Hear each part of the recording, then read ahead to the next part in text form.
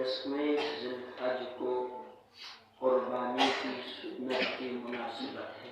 تو اس کی جو مناسبتیں ہیں وہ آپ جان رکھیں.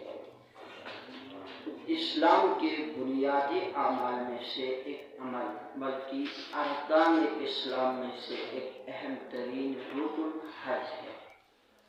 اہم ترین رکن ہے چونکہ حج سے متعلق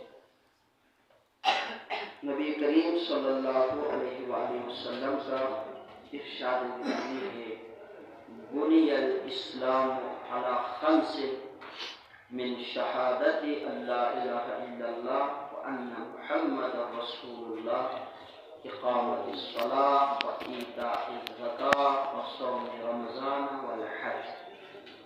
پیغمبر فرماتے اسلام کی بنیاد 5 چیزوں پہ رکھی گئی ہے.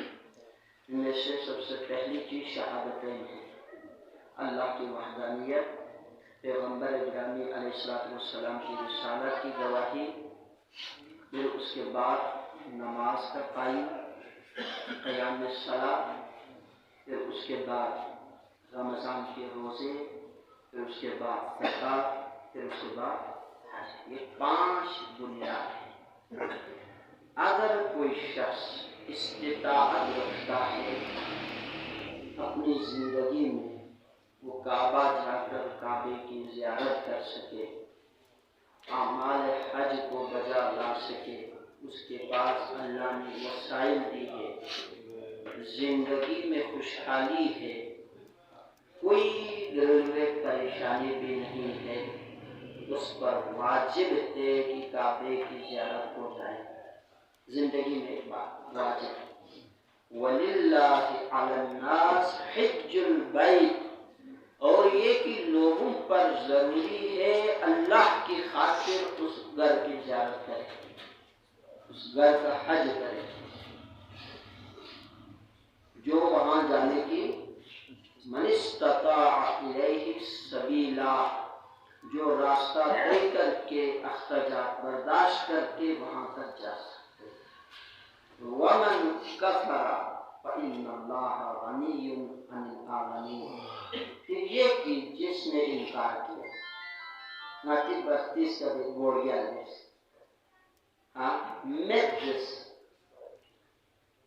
خدا کی خاصا محتاج، فَإِنَّ اللَّهَ غَنِيٌّ عَنِ الْعَالَمِينَ. پھر اللہ بےنیا مستغنی ہے، اس سے پھر کسی کی ضرورت نہیں ہے. یہ اس کا سرسری یا ظاہری مفہوم اور اس کا ترجمہ بنتے ہیں. حضرت علی علیہ السلام سے ایک روایت نقل کی گئی ہے جس میں حضرت فرماتے ہیں کہ پیغمبر خدا نے فرمایا، حضرت علی راوی ہے اس روایت کے، پیغمبر نے خدا نے فرمایا کہ جس کے پاس حج کرنے کی استطاعت ہو، توجہ رکھیں، استطاعت ہو، اور اس کے راستے میں کوئی رکاوٹ بھی نہ ہو. پرانے زمانے میں ظالم بادشاہ، راستے میں ڈاکو وغیرہ، یہ انسان بسا اوقات جسمانی طور پر مفلوج بھی ہو سکتا ہے، کچھ بھی نہیں ہے، پھر وہ حج نہیں کرتا ہے. ان تمام چیزوں کے باوجود کی کوئی رکاوٹ نہیں، اب توجہ رکھیں، حج نہیں کرتا. حضرت علی فرماتے، پیغمبر فرماتے ہیں مجھے پرواہ نہیں ہے اس شخص کی کہ وہ یہودی بن کے مرتا ہے یا وہ عیسائی بن کے مرتا ہے. بڑا صاف لفظ ہے. مجھے پرواہ نہیں ہے اس شخص کی کہ اس کی موت یہودیت پہ ہوتی ہے یا اس کی موت عیسائیت پہ ہوتی ہے. وہ عیسائی بن کے مرے یا وہ یہودی بن کے مرے، یقین رکھو پیغمبر فرماتے اسے اسلام کی موت نصیب نہیں. بڑا صاف. اور ایک بار میں نے آپ کو، جب آپ کو امام زمانہ علیہ السلام سے متعلق ہم گفتگو کر رہے تھے نا ماہ شعبان میں، آپ کو یاد ہوگا، تو اس وقت میں نے ایک حدیث آپ کی خدمت میں کوٹ کیا تھا، نقل کی تھی. اس کا مفہوم یہ تھا کہ ایک شخص مرا،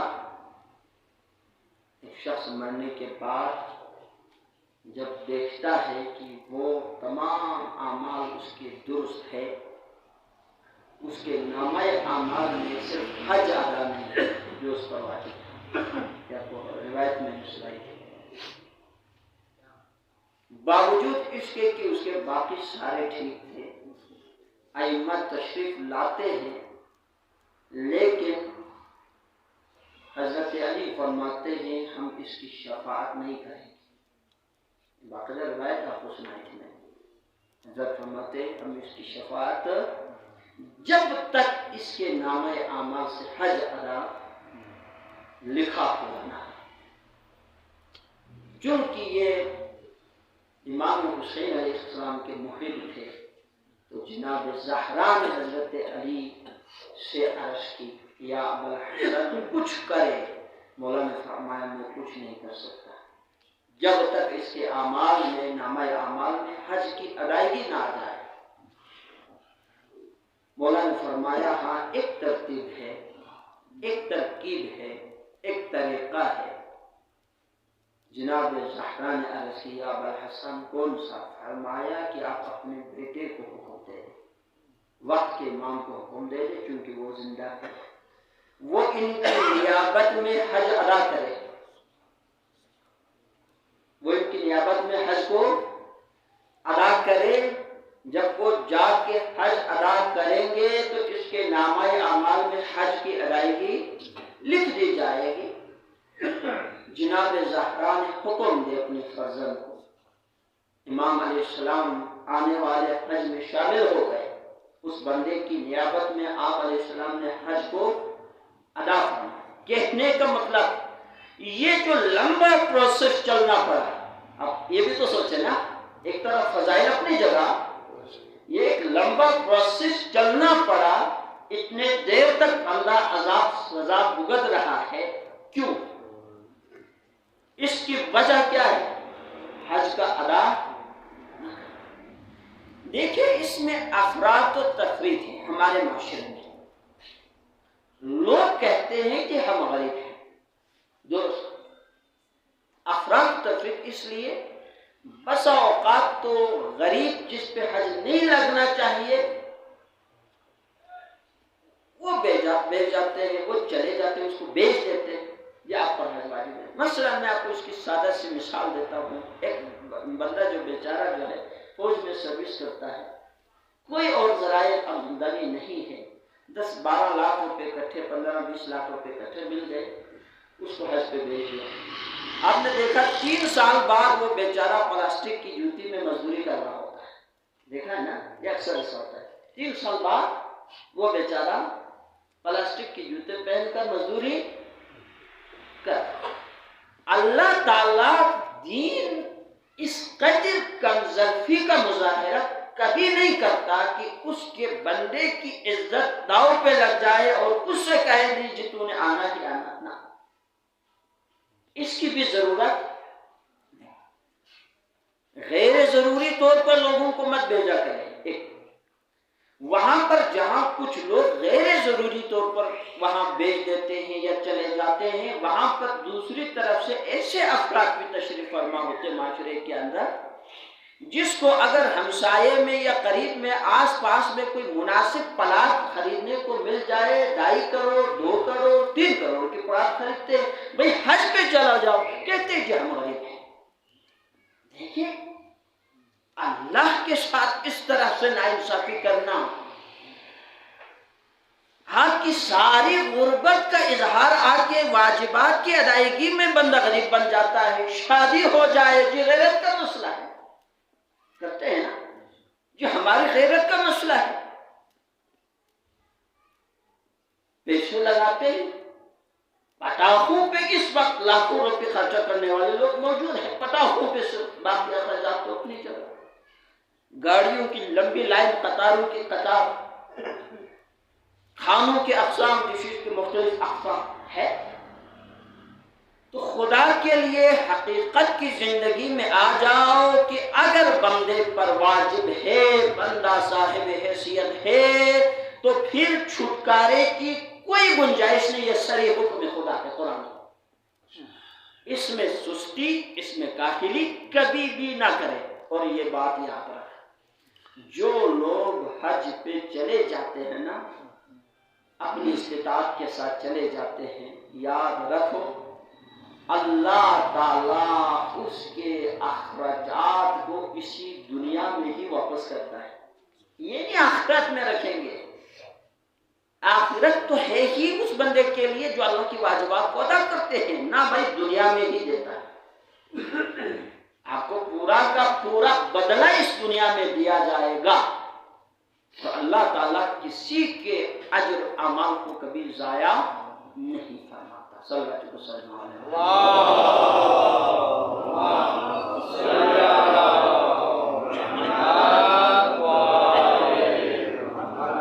ہماری کوشش ہونی چاہیے کہ ہم دین کو سمجھیں۔ میں نے کئی بار آپ کی خدمت میں عرض کی، دین پڑھنا ایک مرحلہ ہے، دین کا سمجھنا دوسرا مرحلہ ہوتا ہے۔ دین فہمی کی اللہ سے دعا کرے، اللہ ہمیں فہم دین کو سمجھنے کی ہمیں توفیق عطا فرما۔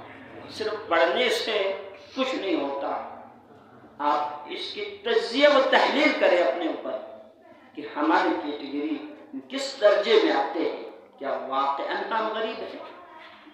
ایک چیز تو یہ ہو۔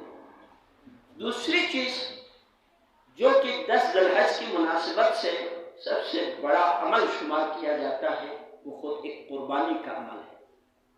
قربانی کا عمل، میں اس حوالے سے ایک دو باتیں ہیں جو میں نے کئی سالوں سے محسوس کیا، اور غالباً کئی بار آپ کی خدمت میں یہ عرائض میں نے پہنچائی بھی ہے، تکراراً یا دہانی کے لیے دوبارہ عرض کر دیتا ہوں۔ نمبر 1، یہ تو سبھی جانتے ہیں گوشت کو 3 حصوں میں تقسیم کرنا ہے، لیکن یاد رکھو یہ ضروری نہیں ہے کہ ہر گھر میں آپ اس کا حصہ پہنچائیں، کیونکہ میں نے یہ محسوس کیا کہ بسا اوقات یہ بندے کی انگوٹھے سے بھی کم حصہ گھروں میں بیچتے ہیں۔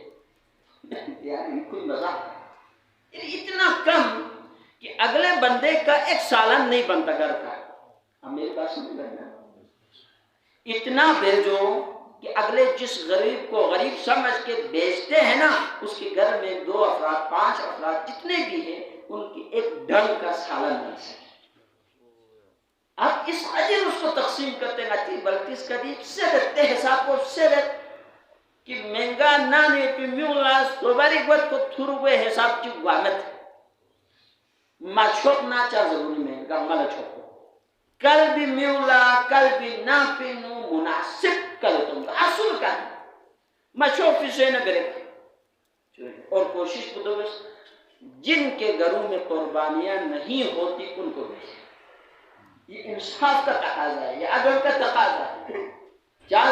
جو لوگ قربانی کرتے ہیں نا، اب ان کے گھروں میں اپنا ایک حصہ رکھتے ہیں، گھر کا حصہ ہوتا ہے نا، تو جن گھروں میں یا جو لوگ قربانی نہیں کر سکتے، آپ کوشش کریں سب کو دینے کے بجائے اگر زیادہ، چونکہ یہ اس وقت ہوتا ہے کہ آپ 40 گھر دائیں بائیں سے چاروں اطراف سے ہمسائے شمار ہوتے ہیں، وہ ان لوگوں کے لیے ہے جو ایک گائے کی قربانی کرتے ہیں۔ یہاں تو ایک ہی گائے میں 70 افراد شامل ہوتے ہیں، ان کا حصہ بھی چھوٹا چھوٹا بنتا ہے، تو وہ کس طرح پھر 40 گھروں کو دیں گے، پھر کس طرح رشتہ داروں کو دیں گے، پھر کس طرح اپنے گھر والوں کو کھلائیں گے۔ اس کا بہتر حل یہ ہے کہ آپ مناسب جو غریب سے غریب تر ہوتے ہیں نا، وہاں سے شروع کریں، غریب تر سے شروع کرتے ہوئے امیر کی طرف آ جائیں، جہاں تک چل سکے چلاؤ، جہاں تک نہیں چل سکتے کافی ہے وہی قربانی۔ اور قربانی یاد رکھو، ادھر میری طرف تو قربانی تقرب کی ذرائع کو قربانی کہتے ہیں۔ ہر وہ چیز جو بندے کو اللہ کے قریب کر دے وہ قربانی ہے۔ مثلا قرآن مجید کی ایک آیت ہے، الصلاۃ قربان کل تقی، نماز ہر متقی کا ایک قربانی ہے، یعنی وہ اللہ سے قریب ہونے کا۔ یہ قربانی بھی قربتاً الی اللہ ہے، یہ بھی بندے کو قربانی دینے والے کو اللہ کے کیا کرتا ہے، قریب کرتا ہے۔ تو اس کو آپ یہ ذہن میں رکھو، حالات ہمارے حالات کی پیش نظر عرض کر رہا ہوں، کیونکہ سچویشن بدلنے سے کچھ احکامات بدلتے ہیں۔ پہلے ہم کیا کرتے ہیں، اگر آپ کی قربانی واقعاً اس قدر زیادہ ہے تو آپ اپنے دائیں بائیں ہمسائے سے شروع کریں، پھر آگے جائیں۔ اگر قربانی اس قدر نہیں ہے جو سب کے لیے پورا ہو سکے تو اس کا طریقہ ہے غریب تر سے شروع کرنا، غریب تر سے شروع کرتے ہوئے امیر کی طرف آ جائے۔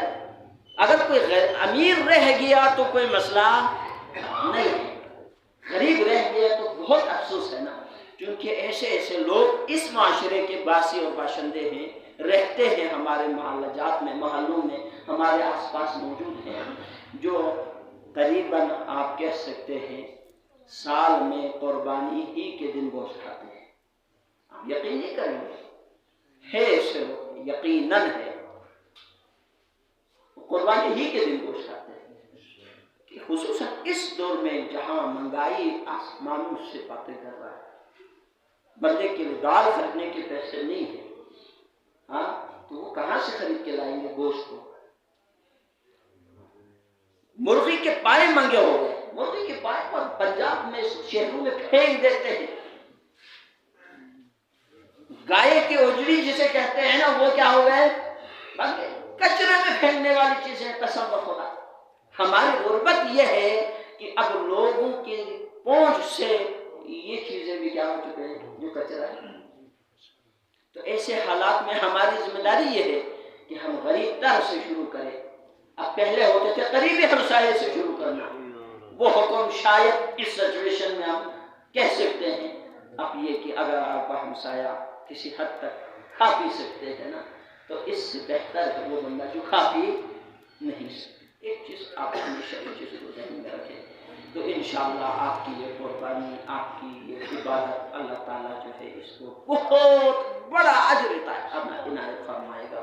میری دعا ہے خدا تعالیٰ ہم سب کو دین اسلام کو پڑھنے، سمجھنے اور اس پر عمل کرنے